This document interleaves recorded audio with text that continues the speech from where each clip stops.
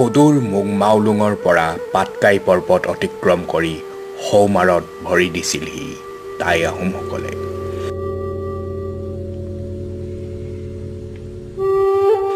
এই টাই আহোম স্বৰ্গদেউসকলৰ 600 বছৰীয়া ৰাজত্ব কালতে গঢ় লৈ উঠিছিল অসমৰ এক সোণহেৰীয়া সমৃদ্ধিশালী ইতিহাস। টাই আহোমসকল সাংস্কৃতিক দিশত যথেষ্ট চহকী। বিভিন্ন গীত মাত, নৃত্য, পূজা পাৰ্বণ আদিৰে টাই আহোমসকলৰ সংস্কৃতিৰ বৰঘৰ ঠাহ খাই আছে।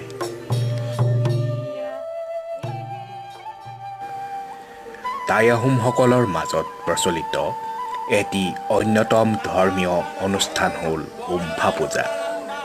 উমফা এটি টাইমূলীয় শব্দ, যাৰ অসমীয়া অৰ্থ হ'ল দেৱতালৈ উৎসৰ্গা কৰা।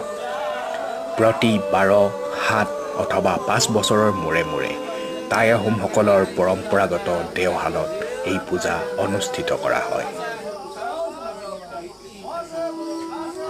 টাই পণ্ডিতসকলে পৰম্পৰাগত ৰীতিৰে বানচেং মাৰি এই পূজাৰ দিন ক্ষণ নিৰ্ধাৰণ কৰে। উমফা পূজাৰ থলীত বেলেগে বেলেগে 3খন দেওশাল প্ৰতিষ্ঠা কৰা হয়।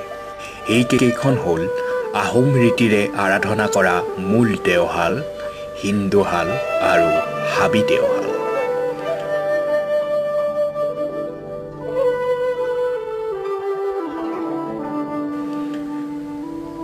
পূজাৰ আগদিনাৰ সন্ধিয়াৰে পৰা উমফা পূজাৰ বাবে যাৱতীয় প্ৰস্তুতি চলোৱা হয়। এই তামোল পাণটো যিটো বান্ধিছোঁ আমি, ইয়াত তামোল আছে, পাণ আছে আৰু পাতৰ ওপৰত ৰছী বনাই দিছোঁ আমি। এইসকল দেওৰ আহিলা পাতি দেওসকলক আমি তাত আগমন কৰি আগলি পাতত সজাই এনেধৰণে আমি সজাই পেলাই আগলি পাতত দিম তেওঁলোকক। প্ৰত্যেক ভাগে ভাগে তাৰপাছত তেওঁলোকে এই তামোল পাণটো লৈ ৰাইজৰ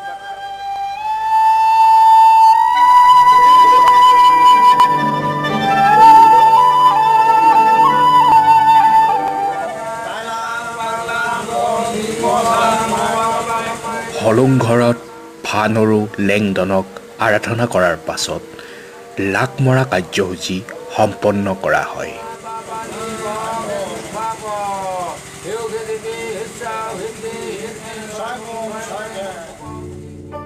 এনেদৰে লাক মৰাৰ পাছত মূল দেৱতালৈ একোটা মদঘৰ বা সফক নিৰ্মাণ কৰা হয়।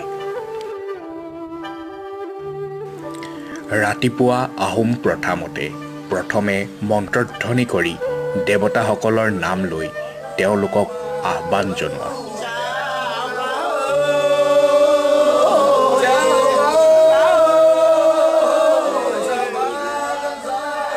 ইয়াৰ পাছত মহন দেওধাই বাইলুংসকলে কিনতাং আৰু জন্মিং কৰি পূজা আৰম্ভ কৰে।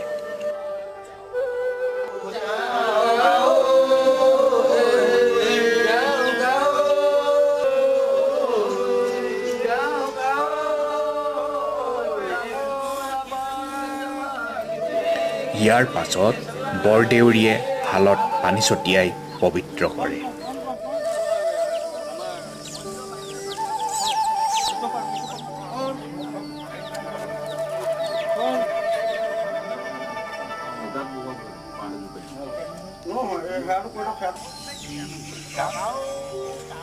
এই পূজাত নৈবেদ্য হিচাপে হাঁহ কণী, চাউল, পিঠাগুড়ি আদিৰ লগতে ছাগলী, কুকুৰা, গৰু, গাহৰি আদি জীৱ-জন্তু আগবঢ়োৱা হয়। বিভিন্ন দেৱতালৈ পৃথক পৃথকভাৱে নৈবেদ্য আগবঢ়োৱা হয়। টাই আহোম ৰীতিৰে পূজা কৰা মূল বেদীত খাওখাম, আই লেংদিন, ফানুৰু লেংডন, চিতলামচাম, মুটকুম টাইকুম, জাচিংফা, জানচাই হুঙৰ বেদী প্ৰতিষ্ঠা কৰি নৈবেদ্য আগবঢ়োৱা হয়। হিন্দুশালত মহাদেৱ, ফিমেথাও, বৰবাউলী, সৰুবাউলী, খেতৰ, আইনভনী, টেকেলা, সাতঘৰীয়া, পাঁচঘৰীয়া, দংদঙীয়া, অপেশ্বৰা আদি দেৱ দেৱীক আৰাধনা কৰা হয়। হাবি দেওশালত লাংকুৰি, নাংচিচাও, পফিচু, লিখাচেমান, গাটিয়াল, চালপালিক, হোপালিক, খেতৰ, যখ, ভূত, বাঘবাঘিনী আদিক ৰীতিমতে নৈবেদ্য আগবঢ়াই পূজা কৰা হয়।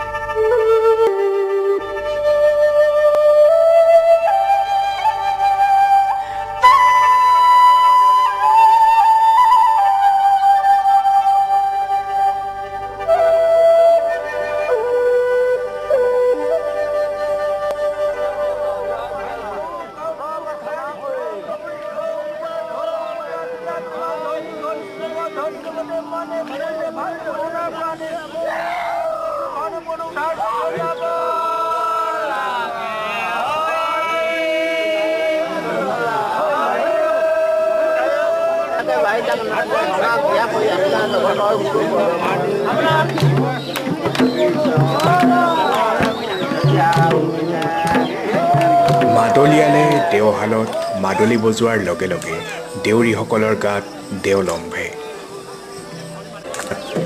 সেই সময়ত তেওঁলোকে ঐশ্বৰিক শক্তি লাভ কৰে বুলি টাই আহোমসকলে বিশ্বাস কৰে।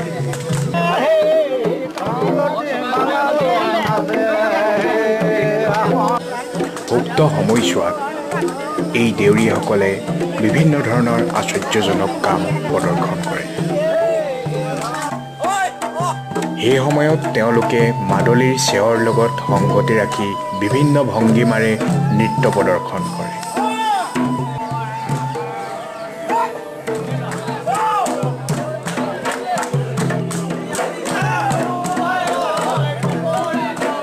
দেউৰীসকলৰ গাত দেওধনী লম্ভাৰ পাছত তেওঁলোকে ভক্তবৃন্দক বিভিন্ন ধৰণৰ ভৱিষ্যতবাণী প্ৰদান কৰে।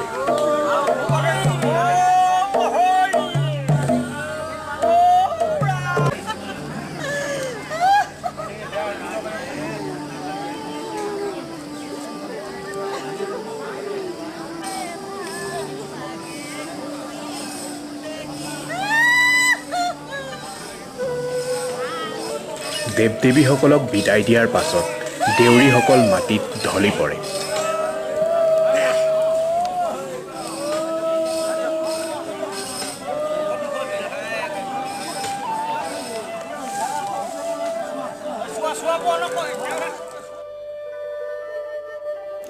হিন্দুহালত প্ৰতিষ্ঠিত বৈচাসমূহ পূজাৰ শেষভাগলৈ পানীত উটুৱাই দিয়াৰ নিয়ম টাই আহোমসকলৰ মাজত প্ৰচলিত।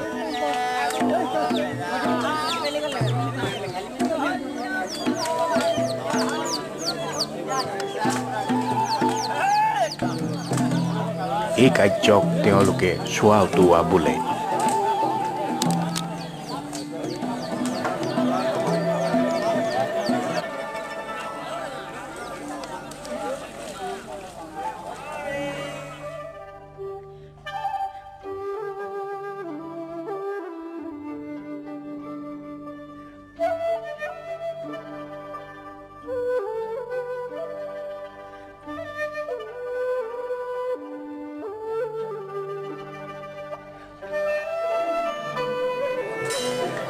আবেলিৰ ভাগলৈ হাবি দেওশালত দেৱতাসকলক তুষ্ট কৰিবৰ বাবে নৃত্য গীতৰ আয়োজন কৰা হয়।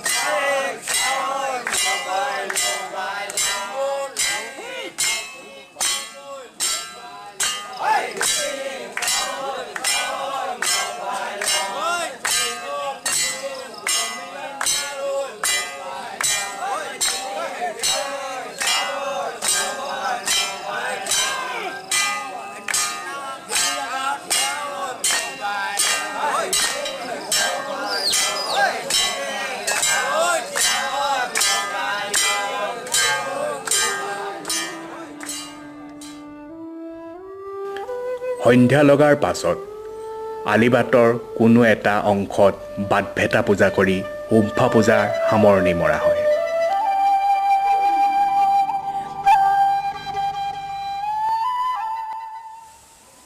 হাল লেংডন লেংফুন পৰীক্ষণ চামুন পৰীক্ষণ হাফুন পৰীক্ষণ চিটপুন পৰীক্ষণে হ'ল উম্ফা।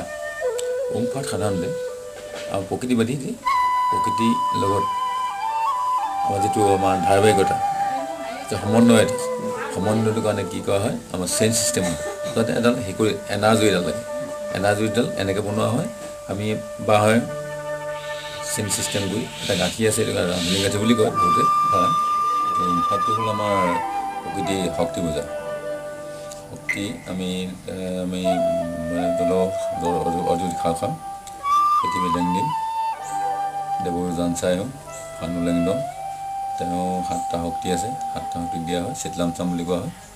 তাৰপাছতে আমাৰ মুকুম টাইগন জাচিংফা তেওঁলোকক প্ৰাধান্য কৰি এই উম্ফা কৰা হয়।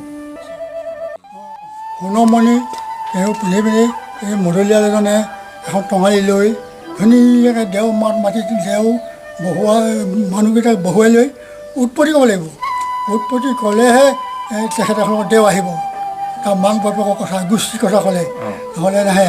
সেই মাদলিটো তেওঁ মাতি যায় যেনেকৈ আমাৰ বিহু কওঁ তেনেধৰণে সেই বাজনা নহ'লে দেও নীতিটো মান নহয়।